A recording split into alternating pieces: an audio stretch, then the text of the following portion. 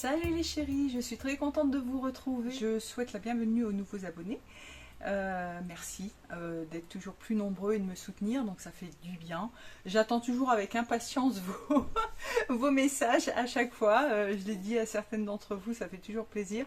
Notamment Claire, il y a Colette aussi, ma petite Colette, que j'oublie pas.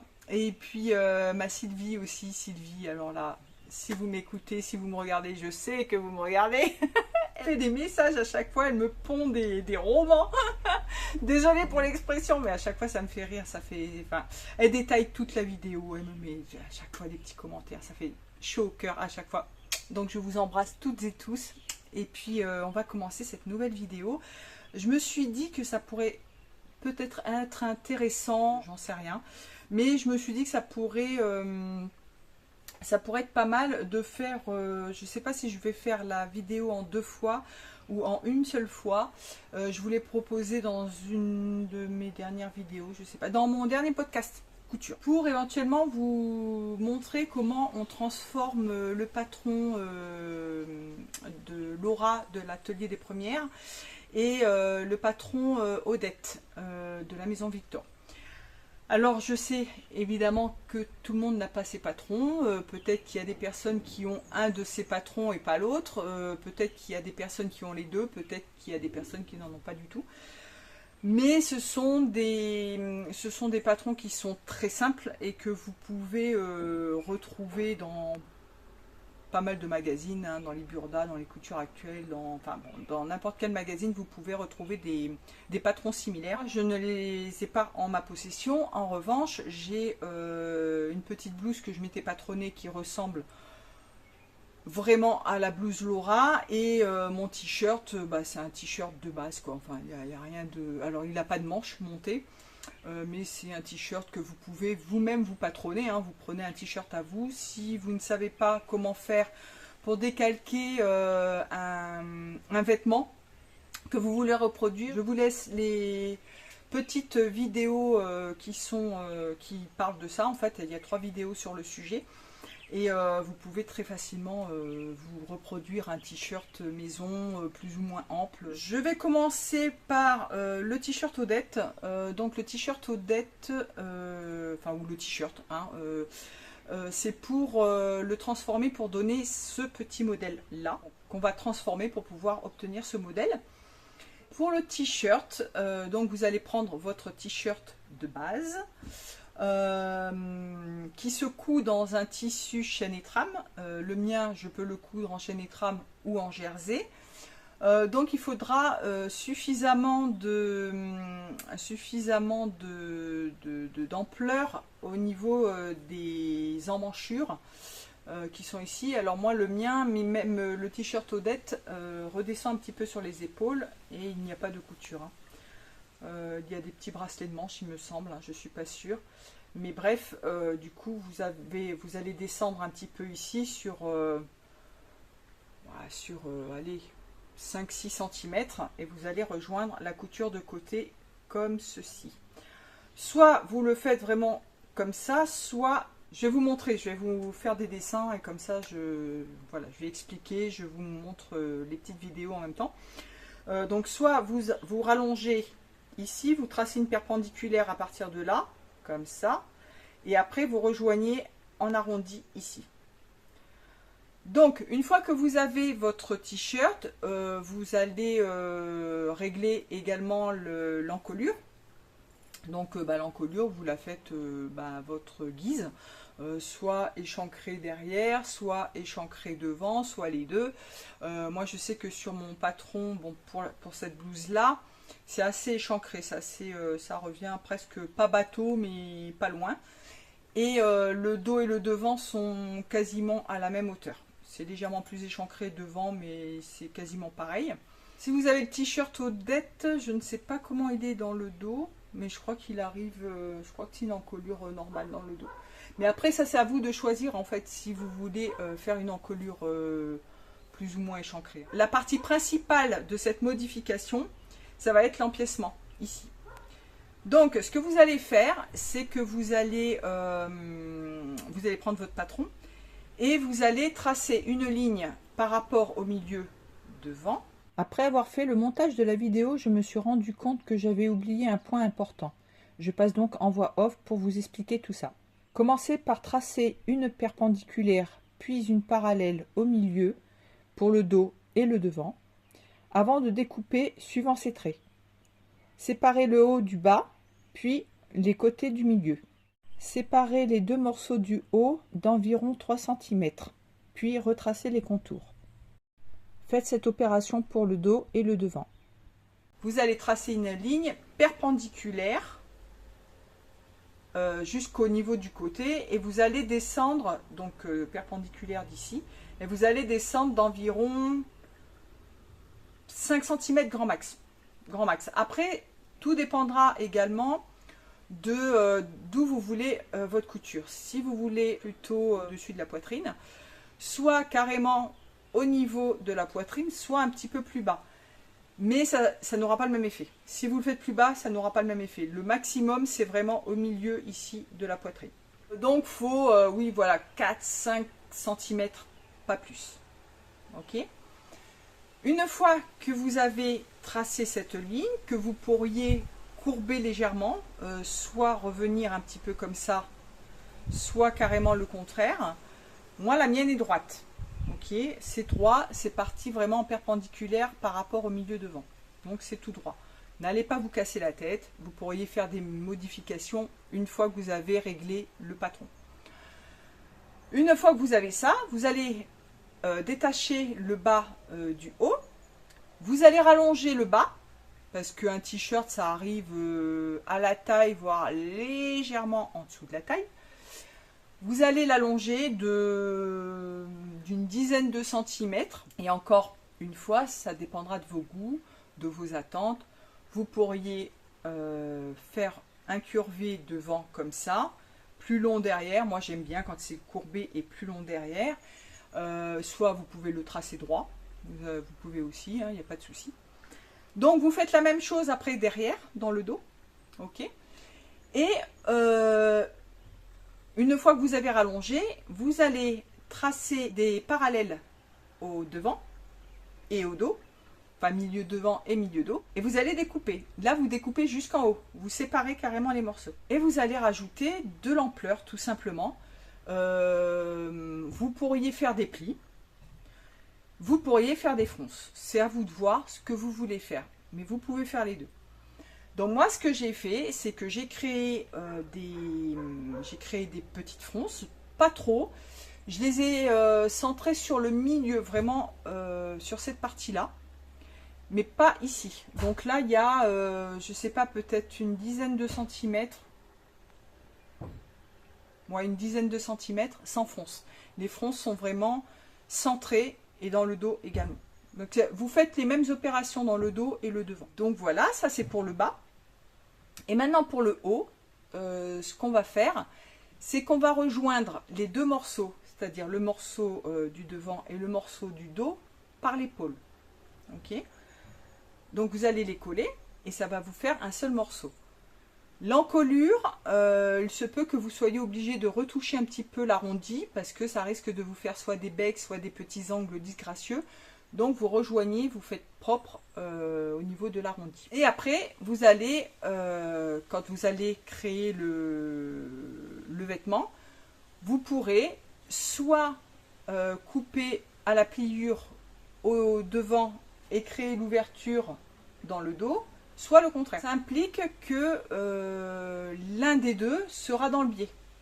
Donc vous mettez dans la pliure du tissu, et l'autre côté, par contre, sera dans le biais. Donc il faudra faire attention quand vous coudrez votre propreté pour faire votre goutte en fait. Au moment de la coupe, il ne faudra surtout pas oublier de rajouter 4 cm par rapport au milieu devant ou milieu dos. Donc suivant où vous voulez faire votre ouverture, pour faire une espèce de petite parmenture, hein, oui, on peut dire, en fait vous faites un ourlet. Vous pouvez le faire simple, mais c'est plus propre de le faire en double. Vous faites un ourlet de 2 cm sur 2. Et du coup, après, vous surpiquez ici. Voilà. Donc, il ne faut surtout pas oublier ça. Donc, soit au milieu dos, soit au milieu devant. Ça dépendra de l'ouverture que vous souhaitez. Et après pour les finitions, écoutez, vous faites un petit peu comme vous voulez. Vous pouvez vous faire soit une en forme, ce qui n'est pas top top. Moi je préfère des finitions en biais. Hein. Moi là, j'ai adopté cette... je ne fais quasiment plus d'en forme ou très très peu. Il y a des fois des patrons où on n'a pas vraiment le choix. Il y a des endroits, des fois on est obligé de faire des en forme ou de doubler carrément la partie du haut ou la partie du devant. Mais voilà. Quand on peut faire une finition en biais, c'est quand même beaucoup plus joli. Et puis pour le bas de la manche, c'est pareil en fait. Hein. Vous faites soit un ourlet, soit une finition au biais. Vous faites ce que vous voulez. Voilà. Donc ça c'est pour la transformation du t-shirt. Et la blouse Laura, on pourra la transformer pour obtenir ce genre de choses là. Et notamment ça. Ce petit modèle là, c'est ma petite blouse que j'ai modifiée pour obtenir ce petit modèle que vous n'avez vu certainement que porter sur moi pour des podcasts, mais que je vous ai jamais présenté parce que je ne faisais pas de vidéo à l'époque quand je l'ai fait. Donc c'est une petite viscose très très légère que j'avais achetée dans un salon de couturière il y a quelques années, hein, c'était avant le Covid, 4-5 ans, peut-être 6 ans, je sais pas, 5 ans. Trouvé magnifique et du coup c'était un coupon et voilà. Donc j'ai fait ma petite blouse. Donc il y a des espèces de... Alors c'est pareil, là j'avais fait avec mon coupon parce que j'avais pas suffisamment, donc j'ai joué un petit peu au Tetris. Donc là il y a des petits volants, il y a une petite basque aussi, un petit volant en bas qui est pas très froncé mais c'est très bien. Et du coup ça m'arrive en dessous les fesses. Voilà, ça me fait une petite tunique. Je ne pourrais pas tout vous montrer, c'est juste quelques petites idées. Mais après vous faites ce que vous voulez. Donc en fait là c'est la transformation de la blouse Laura de l'atelier des premières ou un autre patron similaire. Donc moi je vais vous montrer d'après mon patron à moi. Il est quasiment pareil et on peut en retrouver je pense assez facilement sur les autres magazines ou en patron pochette, etc. Le mien je l'ai appelé Bliss. Je vais prendre un patron quand même qui est similaire. Donc je vous remets le dessin de ma blouse, voir le dessin de Laura de l'atelier des premières. Je lui enverrai éventuellement un petit message parce que je ne sais pas si j'ai le droit de faire ça. Donc je préfère quand même lui envoyer un petit message avant de publier la vidéo. Mais de toute façon on va partir de mon patron à moi. Et comme ça il n'y aura pas de souci. Mais pour celles et ceux qui ont ce patron là, en fait c'est le même système. Donc il y aura peut-être éventuellement au niveau de l'encolure, parce que la blouse Laura elle a l'encolure du dos, c'est une encolure danseuse, donc c'est un arrondi mais qui est très plongeant en fait dans le dos. Je pense juste au dessus de du soutien-gorge en fait, mais après il vous suffit simplement de remonter l'encolure et puis bon après c'est pareil. Ce patron là a une pince poitrine qui se trouve sur la couture de côté. Il faut déjà commencer par tout ajuster, retirer les marges de couture si vous avez les marges de couture sur ce patron, parce que je ne l'ai pas en ma possession, je ne le connais pas, hein. Je sais qu'il est similaire, mais après suivant les marques de patron, vous avez soit les marges de couture, soit pas de marge de couture incluses dans le patron. Si c'est le cas, si elles sont incluses, il faut les retirer avant la transformation du patron et les rajouter une fois que le patron est validé. Donc voilà ce qu'on peut faire, entre autres, avec ce patron là. Voilà, donc là vous avez une ampleur, hein, juste l'ampleur avec des manches courtes, des petites manches courtes.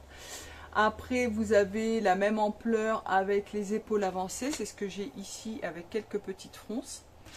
Et ensuite donc avec les manches longues et bouffantes dans le bas avec un petit poignet. Et ensuite vous avez le petit volant en bas, c'est ce que j'ai ici, avec des manches papillons mais assez longues en fait, hein, des manches évasées assez longues.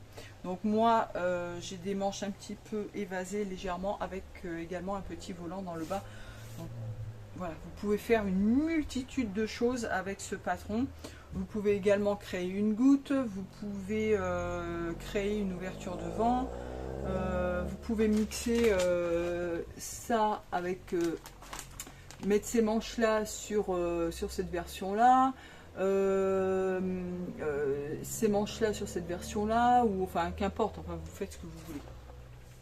Donc la principale transformation que je vais vous montrer, c'est pour avancer les épaules ici et pour créer l'ampleur également dans le bas et le petit volant. Et éventuellement créer des fronces sur les... Voilà, oui, c'est parce que là, il y a des fronces sur la tête de manche. Voilà. Alors, vous allez avoir le demi-devant, le demi-dos et une manche en patron. Alors, on va commencer par le devant. Donc, le devant, ce que vous allez faire, vous allez couper une petite partie à environ 7 cm du haut de l'épaule. Voilà. Et vous allez tirer un trait, alors soit parallèle à l'épaule, soit légèrement en descendant. C'est-à-dire que vous allez avoir l'épaule ici, comme ça. Et soit vous allez être complètement parallèle, soit vous allez descendre légèrement vers l'emmanchure. Pour créer une petite forme un petit peu comme ça, un petit peu oblique.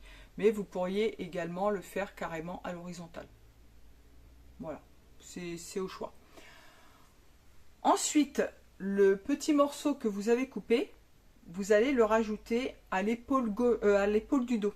Donc vous allez les rejoindre et redessiner l'encolure, voire l'emmanchure, parce que ça peut créer des petits becs, ça peut créer des petites formes disgracieuses. Donc vous allez redessiner l'emmanchure et l'encolure. Et après, ces morceaux-là, vous allez les rejoindre quand vous allez coudre. C'est comme si vous aviez des épaules, mais l'épaule est descendue. Mais là, vous n'avez plus de couture d'épaule ici. La couture, elle est redescendue. Ok ?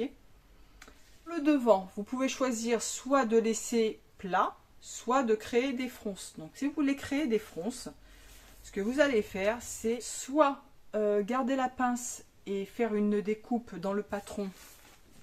Toujours le même système.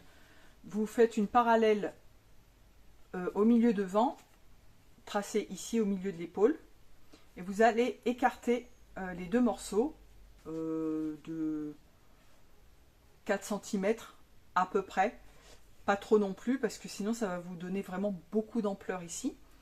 Après vous pouvez créer de l'ampleur aussi en basculant un petit peu le patron, et du coup ça va vous créer des fronces ici, et là ça va vous faire de l'ampleur. Soit vous pouvez faire disparaître la pince et vous servir de la pince, basculer la pince dans l'épaule et vous servir de la valeur de pince pour créer des fronces.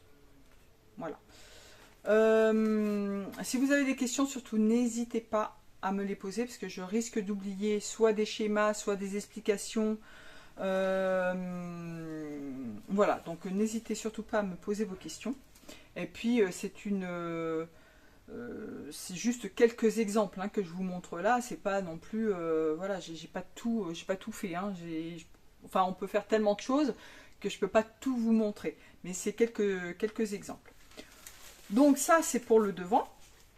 Le dos, lui, reste intact. Vous pouvez éventuellement l'évaser également. Donc vous faites la même chose sur... Alors on va imaginer, parce que je trouve plus mon dos.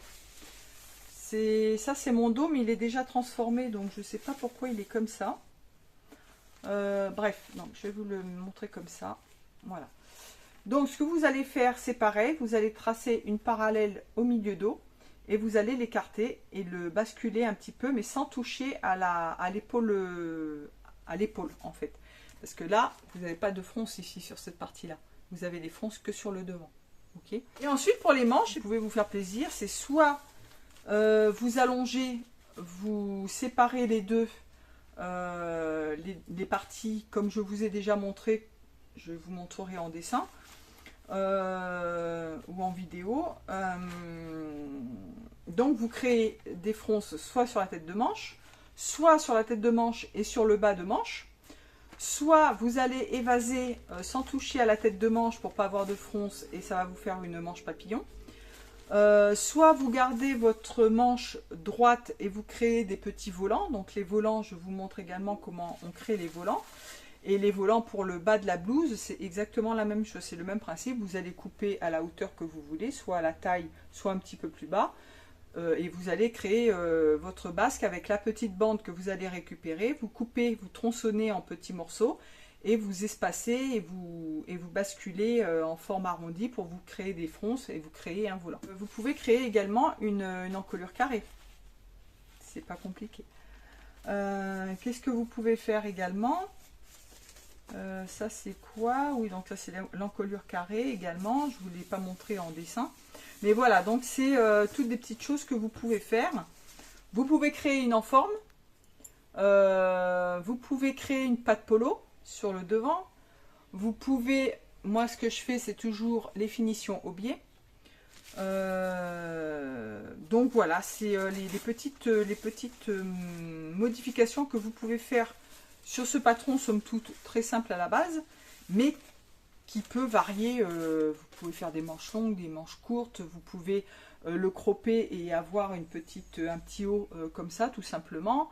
Vous pouvez faire une encolure en V, vous pouvez transformer à volonté ce patron et vous en faire des petites choses assez sympathiques. Mais écoutez, j'espère que cette petite vidéo pas très exceptionnelle vous plaira. Si vous avez des questions, surtout n'hésitez pas. N'hésitez pas, je referai peut-être des précisions si besoin, mais voilà, c'est juste pour vous montrer qu'avec un patron relativement simple, on peut créer des modèles différents. Écoutez les chéris, je vous fais des gros bisous. N'hésitez pas à commenter, à liker, à vous abonner, à cliquer sur le petit pouce bleu, sur la cloche, et puis je vous fais des gros bisous. Je vous dis à bientôt les chéris. Ciao, ciao, ciao.